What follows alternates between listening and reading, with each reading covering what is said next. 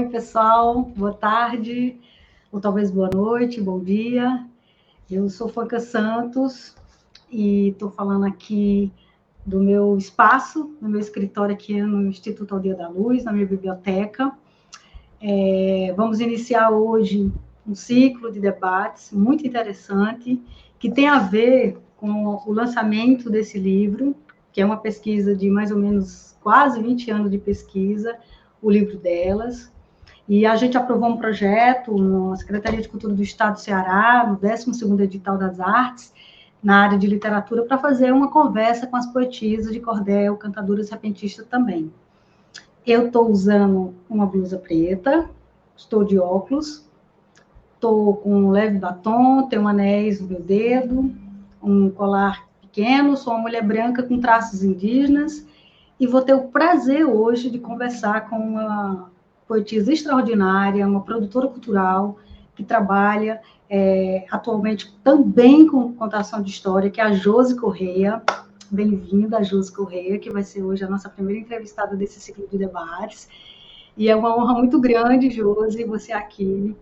A gente se encontrou, né, em Poitiers, na França, né, no Foncantel, onde você também já estava fazendo suas pesquisas, né? E a partir daí criamos uma conexão muito grande e me parece que surge a Rede Mnemosyne, né? Que é uma rede de poetas, cantadores e é exatamente disso que eu queria falar com você, né? Como é que começou essa rede, né? E como é que começa? Claro que depois eu quero saber um pouco como é que começa a história da poesia na sua vida, mas eu acho que a nossa conexão ali em Poitiers eu acho que é interessante para a gente começar esse fio, né? E é Sim, isso. sim. Muito Bem-vinda, Josi. obrigada, Fanca. É uma honra minha estar aqui com você. Um alô a todos que estão aí do outro lado também, e que tem tanta gente que admira tanto esse trabalho do livro delas, e que a gente vai falar também um pouco sobre isso. Eu quero aproveitar essa oportunidade e dizer como a Rede Mnemosyne, que a Fanca citou, que nos conectou mais fortemente, né?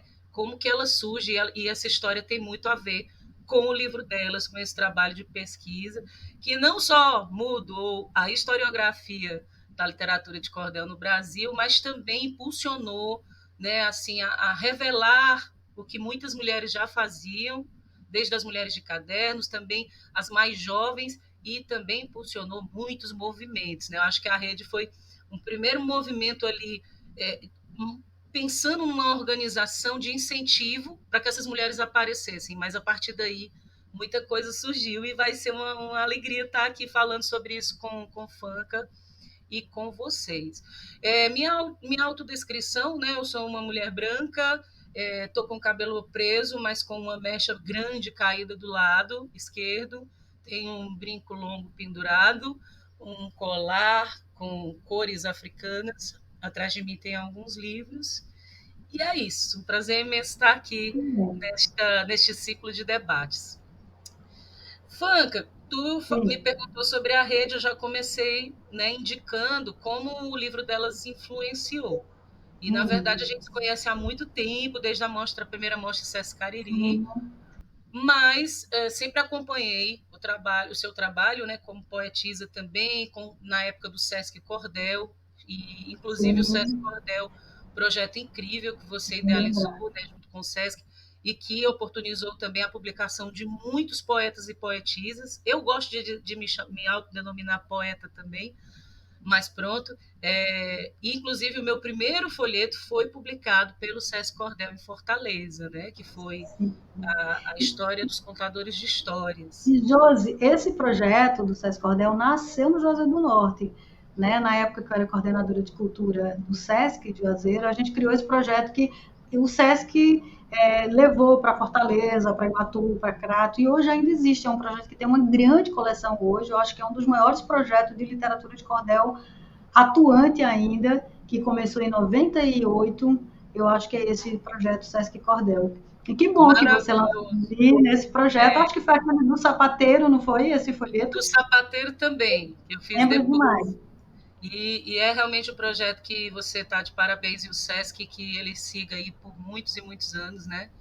porque fez mesmo uma diferença, acho que nas Sim, publicações e no incentivo. Também para os estilógrafos, né, estilogravadores que exatamente. participam da seleção. E então, Fanca, a Rede Mnemosine, nós, depois que a gente conseguiu aprovar também um projeto do Ministério da Cultura para pesquisar a literatura de cordel na Europa, Uhum, com o projeto Trovadoras Itinerantes, da Companhia Catirina, né, antes de virmos sim. morar aqui em Portugal. Então, a primeira vez que nós viemos para cá, eu já tinha algumas pesquisas a partir das suas, inclusive, né, porque você é uma referência no Brasil. E aí eu soube que Fanca estava em Poitiers, fazendo pós-doutorado, desenvolver então um texto aí que seria importante e que teria a ver com as mulheres na literatura de cordel e na cantoria. Aí eu disse, pronto, eu tenho que encontrar com Fanca de novo, e combinei com você, né, para a gente se encontrar lá, e aconteceu isso. Você, inclusive, tinha acabado de implantar o acervo de mulheres cordelistas dentro, né, da grande geladeira de cordéis É que tem na isso. Universidade de Poitiers, né, o Fundo Fanca Santos de Mulheres Cordelistas, e ali a gente conversou e você me mostrou todos os folhetos. A gente vai mostrar aqui umas fotos para vocês que estão assistindo Ah, aí. legal, legal. Vai aparecer umas imagens desse momento, foi em 2013. E também foi naquele Uhum. ano que Fanca fez também mais uma. Foi um grande feito na minha vida, que foi me apresentar a professora Ria Lemay, né, que é a nossa mestra querida. E, aliás, vai estar aqui nesse ciclo de debates daqui a pouco, né? Vamos falar com ela, que faz o pós-fácil desse livro, né? O pós-fácil que está belíssimo, que é da Ria, e a gente já vai conversar com ela. Mas eu queria perguntar, Josi, porque a Mnemosyne é a deusa da memória, né? Isso. E você escolheu esse nome, Mnemosyne, que é uma coisa que tem muito no folheto, sempre quando o poeta começa a introduzir a primeira estrofe, ele pede licença à musa. E essa musa é justamente a Mnemosyne, a deusa da memória. E eu acho que você escolheu muito bem o nome dessa rede, essa homenagem a essa deusa, né? Que é uma rede também que traz as mulheres, né? As narradoras, as contadoras de história, as poetisas, cantadoras repentistas também. Se você quiser falar um pouco sobre isso, porque inclusive vocês já fizeram encontros, vários encontros, inclusive internacionais, né? Então, Camila Mnemosine, né, eu conhecia por ser essa deusa da mitologia grega, mãe das 9 musas, né? Sete e considerada também 9, tem várias Sim. versões aí de tantas musas que ela pariu como a deusa da memória. E eu, como uma pesquisadora orgânica e poeta orgânica, né, gosto muito desse termo que a Ria Lemer cunhou, trouxe, e a partir daí eu decidi, olha, seria interessante ter uma representação de uma mulher que traga essa memória viva que é presente nos poetas, que está presente na oralidade, na cantoria, né? E assim a gente intitulou essa rede de Rede Mnemosine de mulheres cordelistas, cantadoras repentistas e estilógrafas, né? Porque depois a gente foi também somando essas artistas incríveis, né, que produzem a estilogravura. E aí, a partir de então, desde aquele encontro nosso lá em Poitiers, com a inspiração do que viria a ser o livro delas, e o contato com Fanca e com Ria, né? Isso mexeu muito com a minha curiosidade de saber mais. Então, para quem conhece o livro e para quem não conhece, vou dar um pequeno spoiler, porque a Fanca conseguiu fazer um catálogo incrível, né? Eu acho que dentro do estudo, com mais de 1.000 folhetos, quase 300 mulheres, a Fanca pode falar um pouquinho daqui a pouco. E eu fiquei assim, não, então realmente existem muitas coisas guardadas, precisam ser colocadas à tona, né, trazidas de volta. E foi aí que, antes da Fanca publicar esse livro maravilhoso, eu comecei a percorrer assim, alguns lugares, principalmente no Cariri e em Fortaleza. Comecei a entrevistar algumas mulheres, desde as mais antigas, como a Bastinha Job, a nossa mestra, a mestra Joseni Lacerda, Salete Maria da linha Catunda, né, que foram as pesquisadoras que Fanca também se referenciou desde o início. E aí eu vim descobrir como elas, é tão incrível, né, Fanca, como elas já se relacionavam com o mundo da internet, com as suas produções de poesia em cordel, desde muito antes de nós. né? Ela sendo de uma geração bem mais antiga que a nossa, mas que já estavam ali improvisando versos na internet, desde o Orkut, com os blogs, né, do Cordel de Saia, do Cordel Irando. Então, eu fui me aprofundando através do que você me deu também, e disse, pronto. Eu lembro de um dia, Fanca, que a gente se Sim, encontrou na ONG Beatos do Crato, aí da Dani Jade, e eu te falei que eu estava realmente desenvolvendo essa rede, essa pesquisa, e você disse assim, agora eu fico sossegada porque eu já fiz a minha parte, vocês que são mais novos que continuem. E eu fiquei com isso. aquilo na minha cabeça, tu lembra disso? Lembro sim. E depois eu encontro também com o Júlio Oliveira, né, que também é uma grande referência, assim, com o Fantástico. movimento Cordel de Mulher. E Júlio fez parte dessa criação da rede comigo, junto com Ivonete Sim. Moraes, as meninas de Fortaleza. E a partir daí, só para encerrar, né, essa trajetória da rede, Fanta, Hum. nós voltamos para o Brasil daquele encontro em Poitiers, começamos Uhum. a mobilizar, a entrevistar as mulheres, começamos a organizar material para fazer publicações, a gente ainda quer fazer uma antologia com essas mulheres, né? Hum. E a gente começou a movimentar, a fazer recitais todos os meses na calçada do Teatro José de Alencar, em Fortaleza, durante quase 2 anos, né? A gente fez um trabalho onde fazia a feira de folhetos femininos e os recitais, né? Contando com aquelas poetas de Fortaleza ou as que passavam por ali. E para contemplar o Cariri, que não podia deixar de ser, a gente fez o primeiro encontro da Rede Mnemosine no Cariri em 2015. Isso Sim. entre 2013 e 2015, eu fui mapeando essas mulheres, né? A gente tem um acervo bem interessante, hoje com 250 folhetos únicos, né? De títulos únicos, e temos aproximadamente 1.000 folhetos só de mulheres, mas desses 250 são primeira edição, né? E daí a gente fez isso, ganhamos uma parceria bonita com a UNET, que é a ONU Mulheres, a Organização das Nações Unidas Mulheres, que na época tinha um embaixador do Brasil, era Tião Simpatia, né, um grande poeta e cantador de Fortaleza, que fez essa parceria e nós fizemos um recital incrível em homenagem ao Dia da Não Violência contra a Mulher no ano de 2015.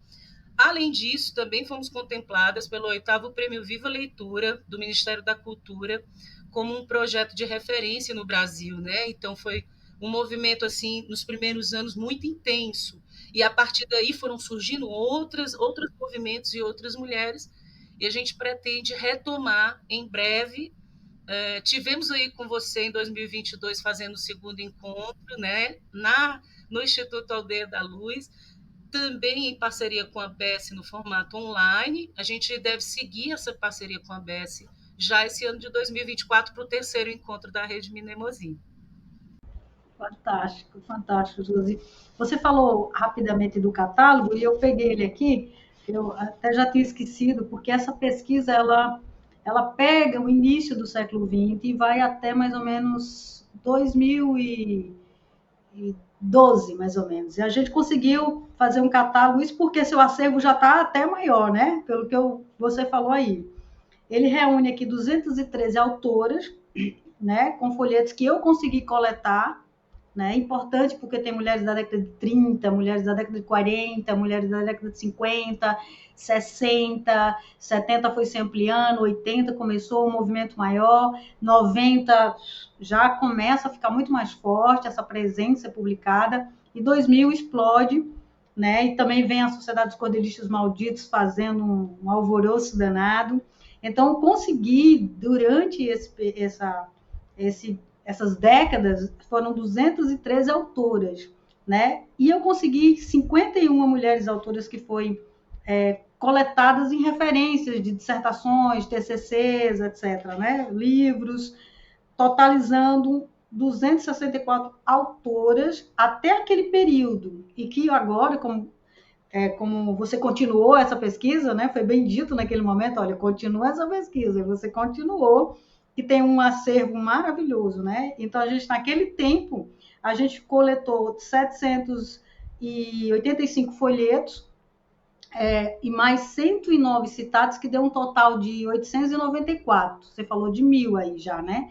34 xilogravadoras, 62 cantadoras. Eu fechei o catálogo não mais na pesquisa propriamente dita, mas na organização documental desse acervo em 2013, que foi realmente o pós-doc.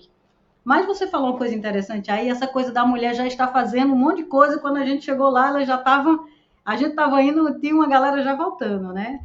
Quando eu encontrei Bastinha, que é a Sebastiana Gomes de Almeida Job, meu sonho é trazer aqui ela para esse ciclo de debates, ela me mostrou um acervo extraordinário de fotografias, de livros, de folhetos de vários poetas e de outras mulheres e de cartas, sabe? Então, assim, a gente tem essa coisa, a gente, as poetisas ou poetas, né? A gente usa as duas nomenclaturas.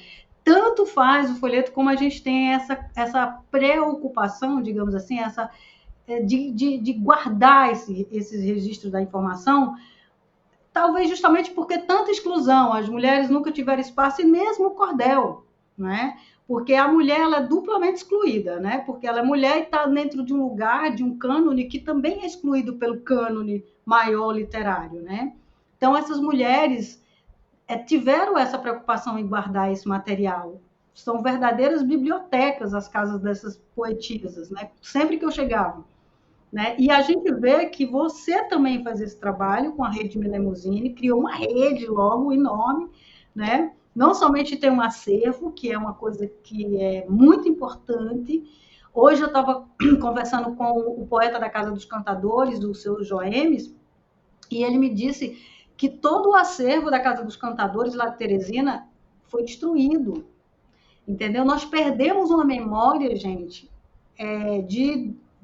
do século XX, onde havia os encontros da Casa dos Cantadores ali, e esse material foi todo perdido, porque eu estava me organizando para ir pegar um material da Vovó Pangula, eu e a Mariana, de São Paulo, mas aí agora a gente descobriu e a gente ficou, né, extremamente tristes, porque esse acervo não existe mais, da memória histórica da cultura nordestina. Então, assim, o que você faz com a rede é uma coisa maravilhosa. Eu quero aqui agradecer a você, né, por esse seu trabalho, que é um trabalho de salvaguarda, é um trabalho não tanto como poetisa, mas como produtora cultural e como essa salvaguardora de acervo dessa memória importante do folheto enquanto prática cultural nordestina, mas principalmente das mulheres nordestinas, né? Que ao contrário do que muita gente pensa, são mulheres que pensam, são mulheres que fazem, são mulheres que constroem a cultura e está lá presente a partir dessa produção literária, né? Dessa produção poética. Imagina, eu que tenho que agradecer, porque se não fosse você e o seu estudo, a gente não existiria, penso eu. Talvez não da forma que existe. Quando eu fui para campo, vocês já existiam. Mas pronto, e eu concordo plenamente. Eu acho que o seu livro é realmente um objeto interessante para novos pesquisadores, para antigos pesquisadores, é um referencial, né? E quem puder adquirir, adquira. Nós estamos lançando também o site do livro delas, e vocês logo vão ver aqui nas redes sociais, junto com essa nossa conversa. A gente vai deixar tudo aqui na descrição do vídeo. Vocês vão poder conferir, adquirir, compartilhar. Eu acho que o mais importante é isso, fazer chegar a mais pessoas um trabalho que é tão único, é tão importante e ainda pouco entendido, né, Fanca?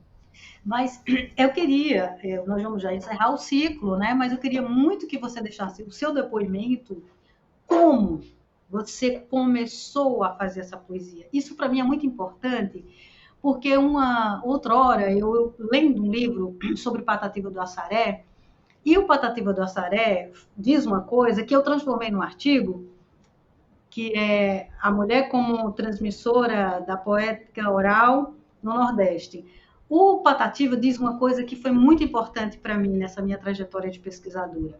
Eu lendo o livro sobre Patativa, agora eu não lhe lembro o nome do pesquisador, e ele fala assim para o pesquisador: olha, fulano de tal, você esqueceu de me perguntar a pergunta principal de como é que eu comecei a fazendo isso na minha vida, como é que eu comecei a fazer poesia na minha vida. Mas eu vou lhe dizer, viu? Ele diz assim no texto.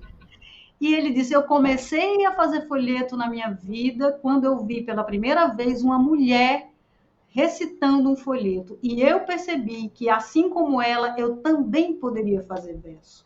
E aí eu fiz o artigo dizendo, fiz as contas, ele disse que tinha 5 anos, ele disse que era criança, fiz as contas pelo tempo, ele devia ter 5 anos de idade, e ele já estava vendo as mulheres na transmissão oral.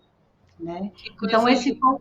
não é? Isso foi um momento muito interessante, e é justamente por isso que eu te pergunto, como é que você começou? Porque eu sei que você é filho de radialista, uma mulher já da comunicação, né? Que já vem desse meio cultural, que foi um espaço tecnológico, que quando surgiu, foi um espaço que o poeta super acessou, se apropriou, como faz atualmente com a internet. O poeta nunca ficou de banda, assim, na realidade da dinâmica cultural. Ele sempre se adaptou. Se estava no jornal, ele foi para o jornal. Se agora é o rádio, ele vai para o rádio. Se for internet, também ele vai para a televisão antes, né? Então, você, como filha de mulher, trabalhadora da comunicação, radialista, né?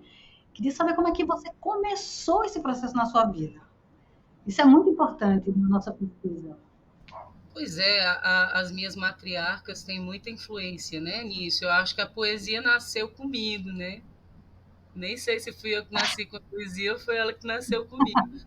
Porque a minha mãe realmente, além de radialista, ela sempre foi muito boa comunicadora e escrevia também, fazia versos, é, mas fez teatro aí no Cariri, né, teatro amador, trabalhou na rádio, e a minha avó também contava muitas histórias, e eu cresci ouvindo histórias dos milagres do Padre Cícero, por exemplo, né, entre muitas outras. Cantavam cantigas de niná, de roda.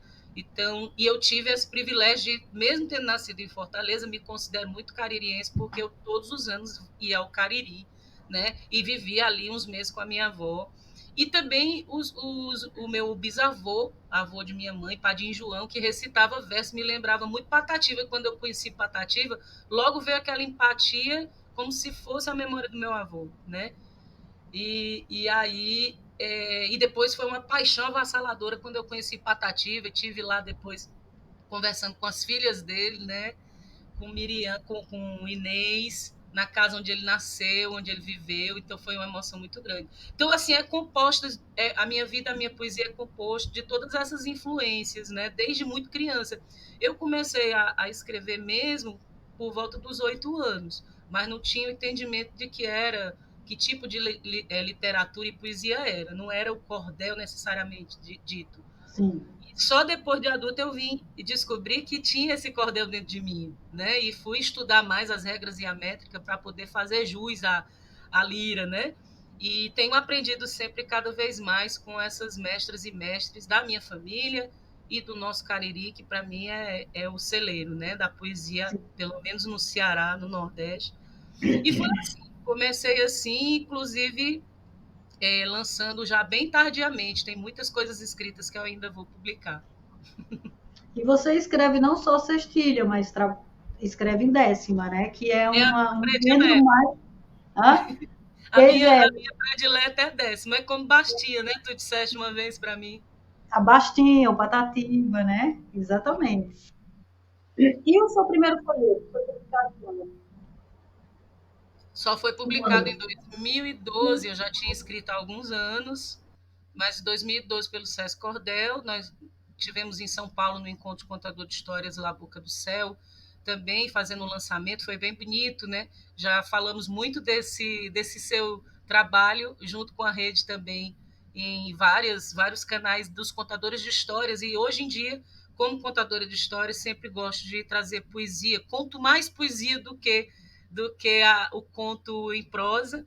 E trouxe aqui, Fanca, se você me permite, um dos resultados, um dos folhetos mais recentes que eu tenho, que é a história do Galo de Barcelos, que tem aqui a ilustração da Luciana Costa, a xilogravura da Lu, né? A gente tem publicado alguns folhetos aqui. Essa aqui é uma lenda portuguesa da região de Aveiro, aqui pela Rede Mnemosine, né? Uau, As mulheres olha. interessadas em enviar alguns folhetos para o nosso acervo é muito bem-vindo.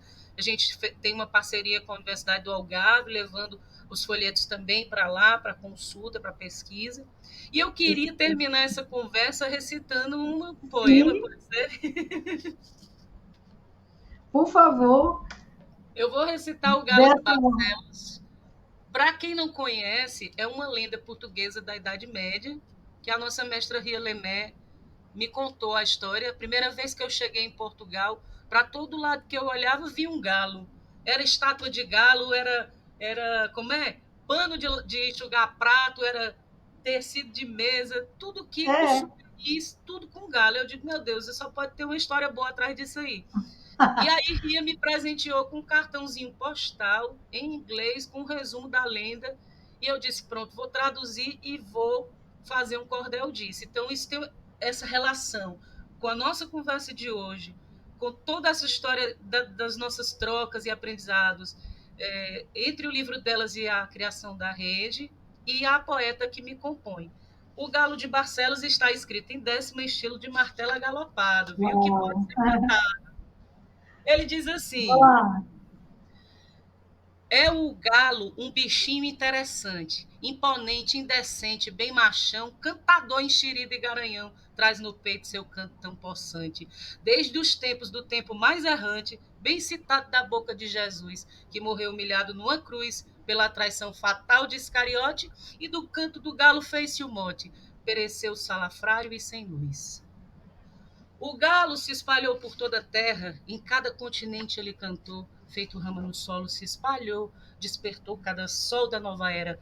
Desejado alimento de quimera, é sempre apreciado e apetecido, nunca foi um assunto proibido, nem tampouco animal de ter modéstia, tem uma valentia da moléstia e por ter serventia é conhecido.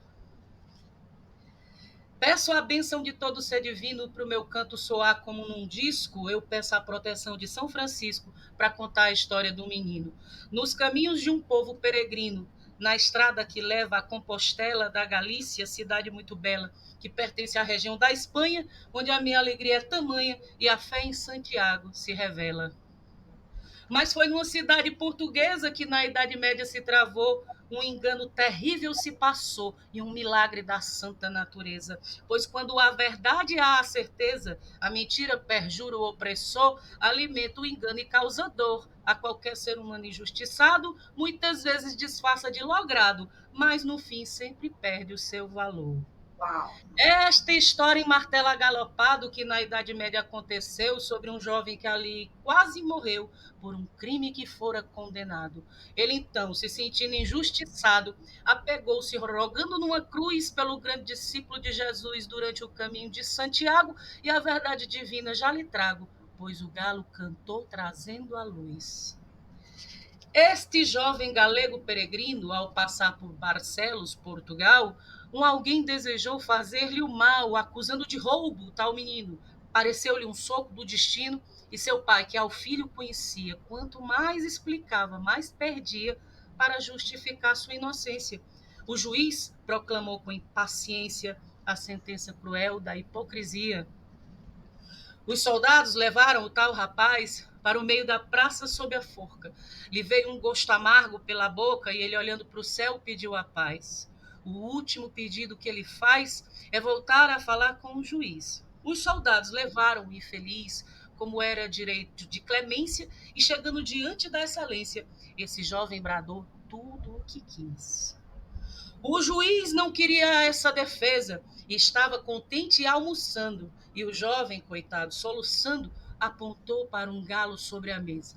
E lhe disse: Piedade, realeza, é tão certo que sou um inocente, como é certo que o galo, de repente, alto, forte e imponente, irá cantar-se para aquela forca me levar.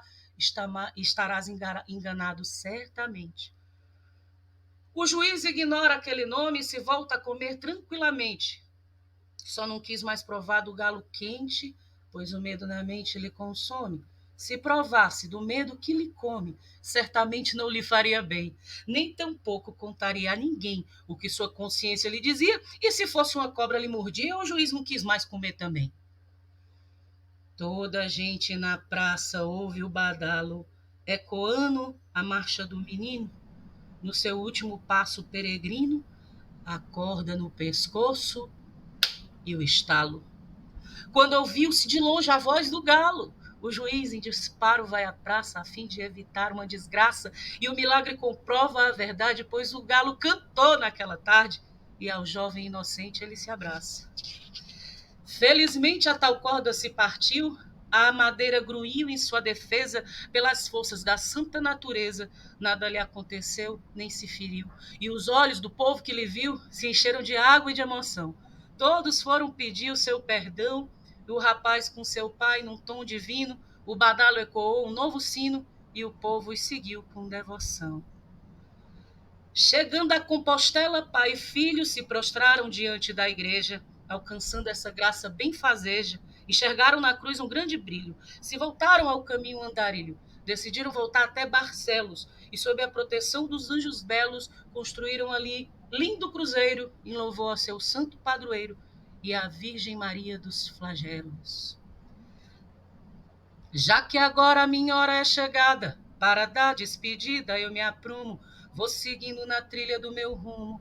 Estou acostumada com a estrada, vou seguir meu caminho em revoada, entendendo o cantar dos passarinhos, aprendendo com as flores e os espinhos, me banhando de rima na alvorada, meu martelo de sina galopada vai ser sempre cantado em meus caminhos. O meu martelo de sina galopada vai ser sempre cantado em meus caminhos. Salve os cantadores e os poetas poetas. Gente, extraordinário. Eu estava vendo o cenário, assim, né? A peça teatral, toda movimentação. Cara, É uma incrível. linda lenda, né? Fantástico, fantástico. Muito obrigada por ter recitado e muito obrigada por você participar desse ciclo de debate, Josi.